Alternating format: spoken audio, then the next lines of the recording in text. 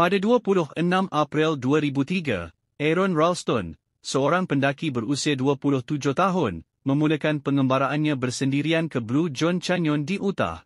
Malangnya, dia tidak memberitahu sesiapa tentang rancangannya. Segalanya berjalan lancar sehingga dia memasuki sebuah celah batu yang sempit. Tiba-tiba, batu besar seberat lebih 360 kg terjatuh dan menghimpit tangan kanannya ke dinding batu.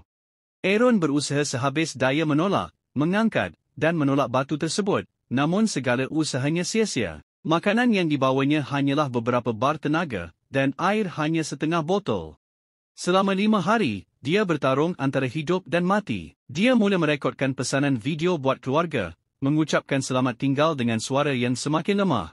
Apabila bekalan air habis, dia terpaksa minum air kencing sendiri untuk terus hidup. Dalam kesakitan dan keputusasaan, Aaron sedar bahawa tiada siapa akan datang menyelamatkannya. Akhirnya, dengan keberanian luar biasa, Aaron membuat keputusan yang drastik. Menggunakan pisau lipat tumpul yang dibawanya, dia mematahkan 2 tulang lengannya dan memotong sendiri tangan kanannya untuk membebaskan diri. Setelah bebas, Aaron menuruni tebing setinggi 20 meter, kemudian berjalan sejauh hampir 13 km dalam keadaan berlumuran darah, sebelum akhirnya bertemu dengan sekumpulan pelancong yang membantunya.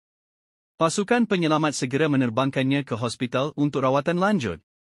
Aaron terselamat, walaupun kehilangan tangan kanannya, namun semangat juangnya menjadi inspirasi dunia.